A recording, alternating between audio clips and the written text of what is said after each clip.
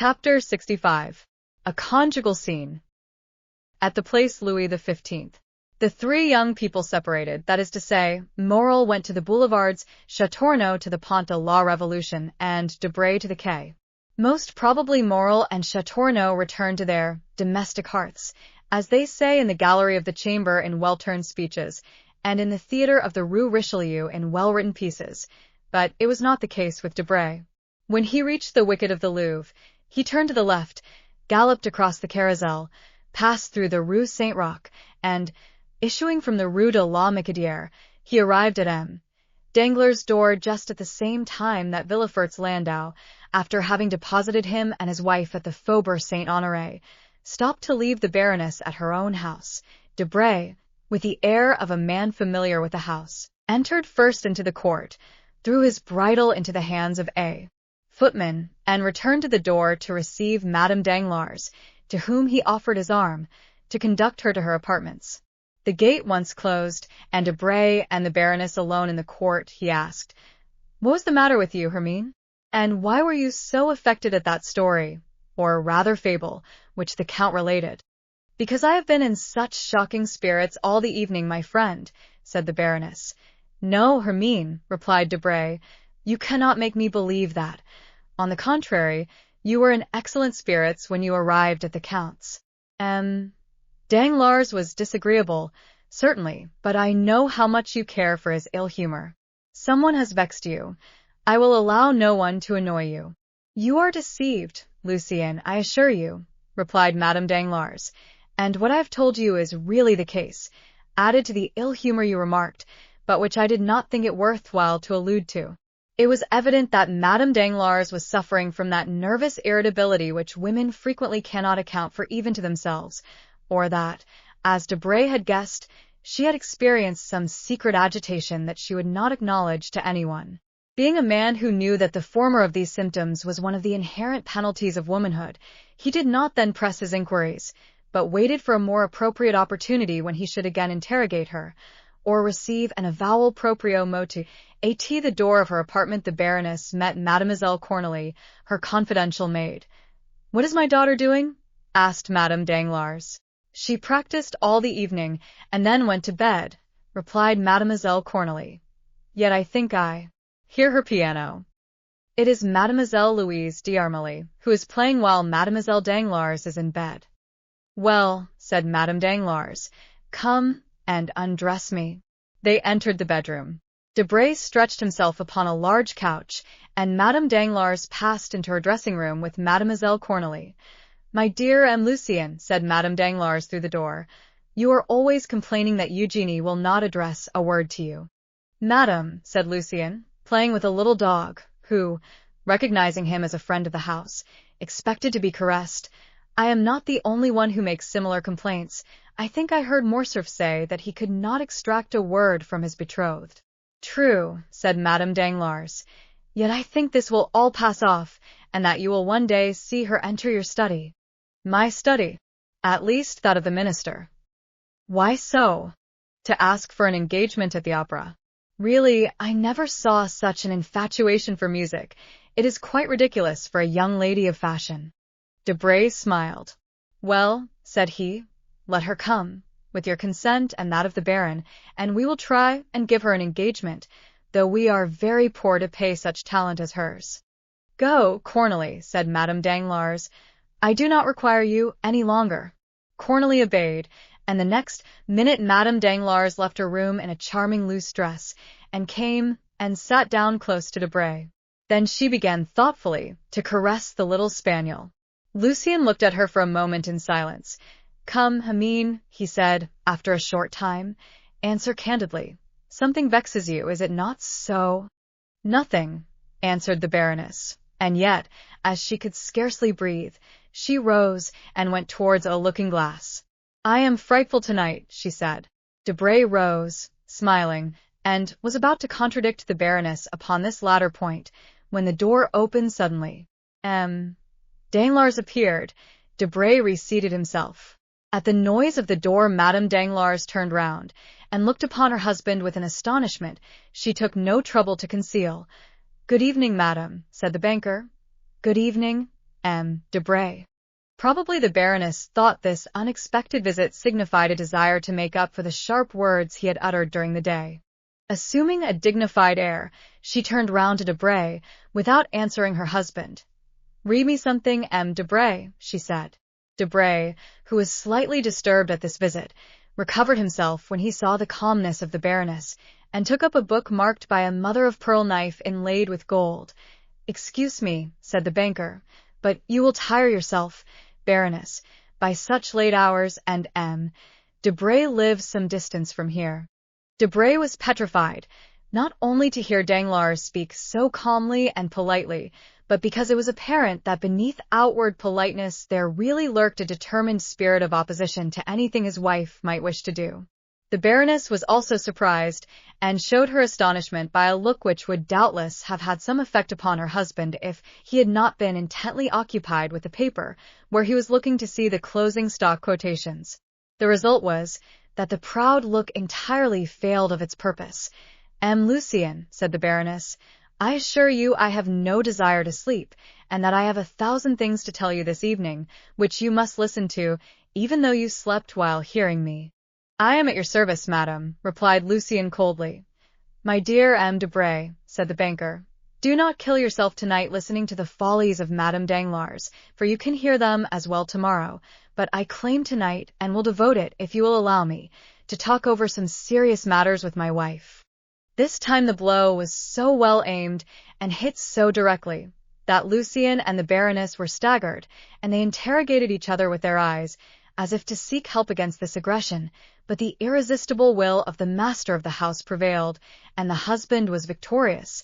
"Do not think I wish to turn you out, my dear Debray," continued Danglars. "Oh, no, not at all. An unexpected occurrence forces me to ask my wife to have a little conversation with me. It is so rarely I make such a request, I am sure you cannot grudge it to me." Debray muttered something, bowed, and went out, knocking himself against the edge of the door, like Nathan and Athalie.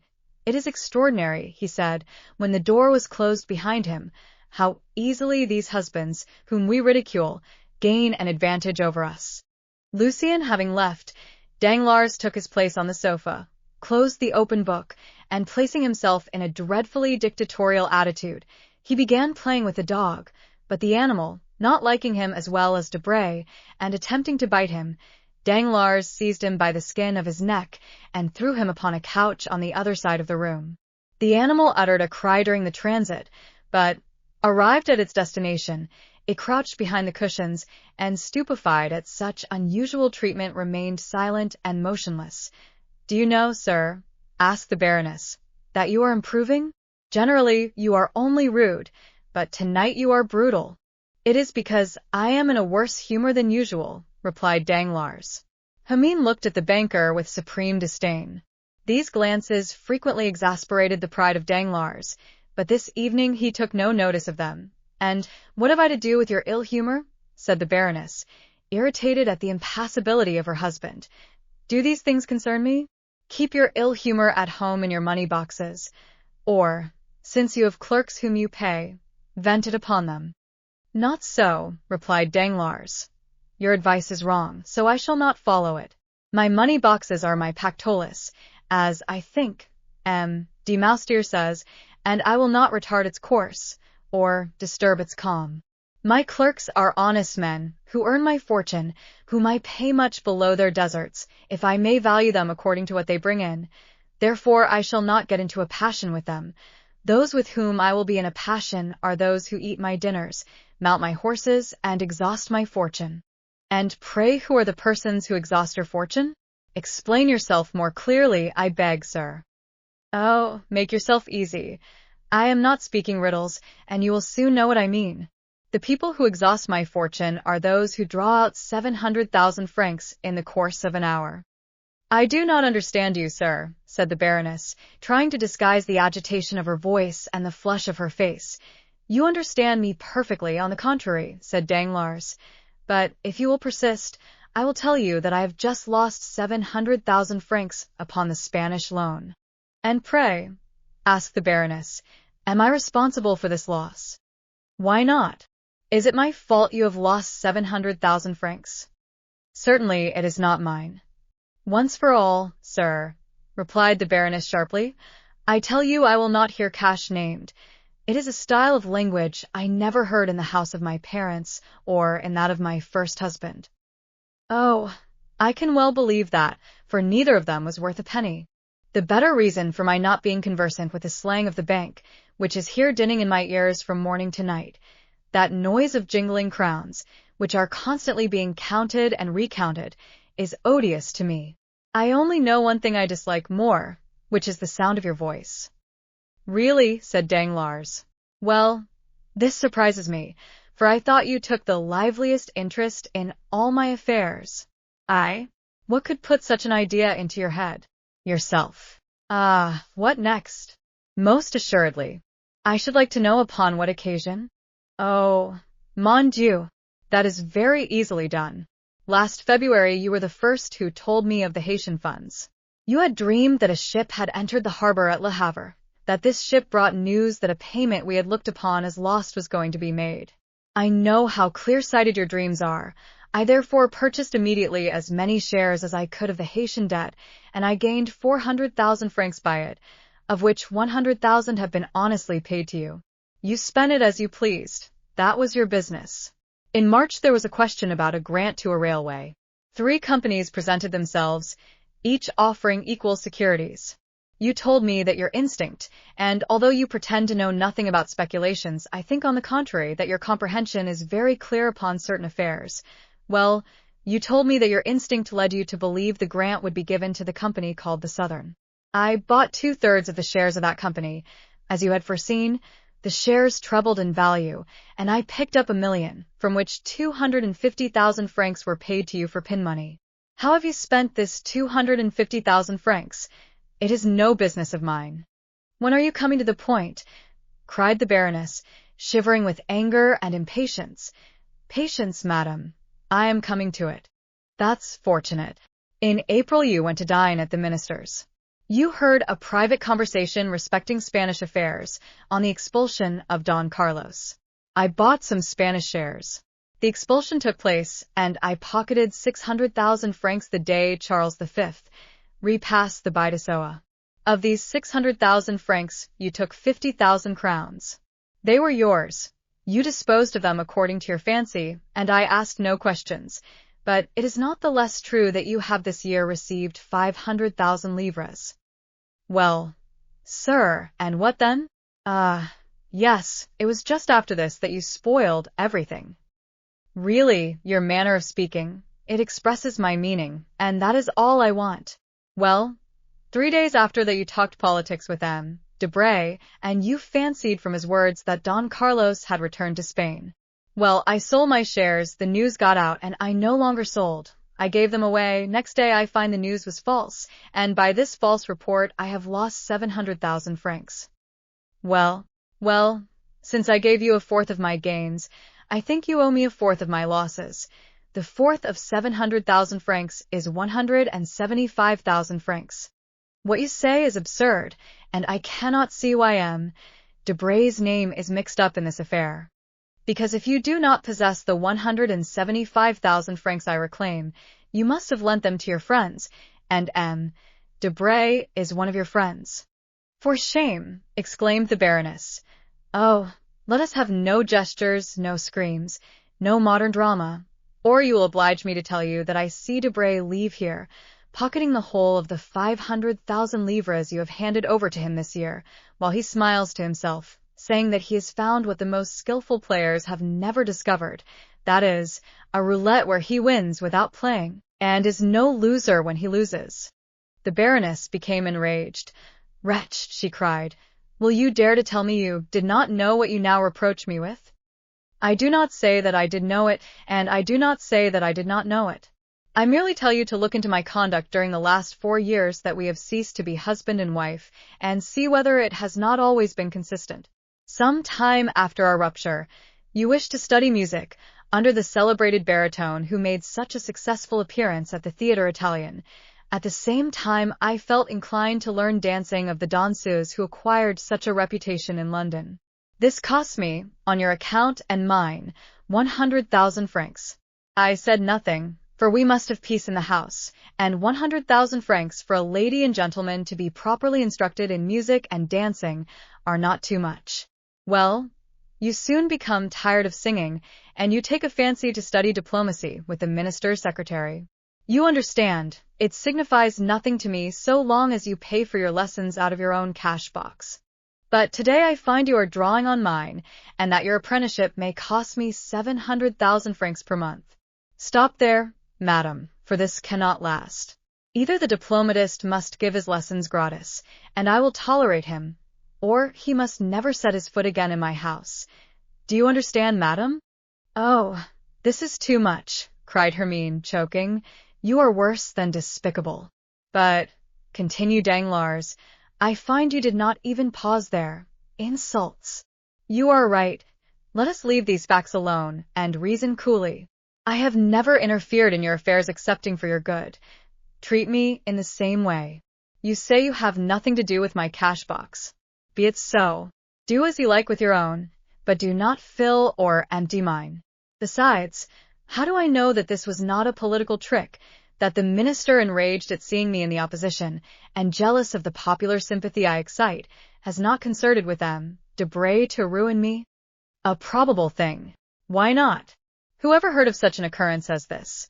A false telegraphic dispatch. It is almost impossible for wrong signals to be made as they were in the last 2 telegrams. It was done on purpose for me. I am sure of it. Sir, said the Baroness humbly, are you not aware that the man employed there was dismissed, that they talked of going to law with him, that orders were issued to arrest him, and that this order would have been put into execution if he had not escaped by flight, which proves that he was either mad or guilty? It was a mistake. Yes, which made fools laugh, which caused the minister to have a sleepless night, which has caused the minister's secretaries to blacken several sheets of paper, but which has cost me 700,000 francs. But, sir, said Hermine suddenly, if all this is, as you say, caused by M. Debray, why, instead of going direct to him, do you come and tell me of it? Why, to accuse the man, do you address the woman? Do I know M. Debray? Do I wish to know him? Do I wish to know that he gives advice? Do I wish to follow it? Do I speculate? No, you do all this, not I. Still it seems to me that as you profit by it. Danglars shrugged his shoulders. Foolish creature, he exclaimed. Women fancy they have talent because they have managed 2 or 3 intrigues without being the talk of Paris. But know that if you had even hidden your irregularities from your husband, who has but the commencement of the art, for generally husbands will not see, you would then have been but a faint imitation of most of your friends among the women of the world. But it has not been so with me. I see, and always have seen during the last 16 years.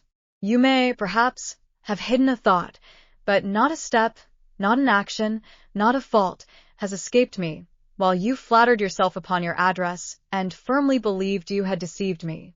What has been the result? That, thanks to my pretended ignorance, there is none of your friends, from M. de Villefort to M. Debray, who has not trembled before me. There is not one who has not treated me as the master of the house, the only title I desire with respect to you. There is not one, in fact, who would have dared to speak of me as I have spoken of them this day. I will allow you to make me hateful, but I will prevent your rendering me ridiculous, and, above all, I forbid you to ruin me. The Baroness had been tolerably composed until the name of Villefort had been pronounced, but then she became pale, and, rising, as if touched by a spring, she stretched out her hands as though conjuring an apparition. She then took 2 or 3 steps towards her husband, as though to tear the secret from him, of which he was ignorant, or which he withheld from some odious calculation, odious, as all his calculations were. M. de Villefort. What do you mean? I mean that M. de Nargonne, your first husband, being neither a philosopher nor a banker, or perhaps being both, and seeing there was nothing to be got out of a king's attorney, died of grief or anger at finding, after an absence of 9 months, that you had been en Saint 6. I am brutal. I not only allow it, but boast of it. It is one of the reasons of my success in commercial business. Why did he kill himself instead of you? Because he had no cash to save. My life belongs to my cash. M. Debray has made me lose 700,000 francs. Let him bear his share of the loss, and we will go on as before. If not, let him become bankrupt for the 250,000 livres, and do as all bankrupts do, disappear. He is a charming fellow, I allow, when his news is correct, but when it is not, there are 50 others in the world who would do better than he. Madame Danglars was rooted to the spot. She made a violent effort to reply to this last attack, but she fell upon a chair thinking of Villefort, of the dinner scene, of the strange series of misfortunes which had taken place in her house during the last few days, and changed the usual calm of her establishment to a scene of scandalous debate. Danglars did not even look at her, though she did her best to faint. He shut the bedroom door after him, without adding another word, and returned to his apartments, and when Madame Danglars recovered from her half-fainting condition, she could almost believe that she had had a disagreeable dream.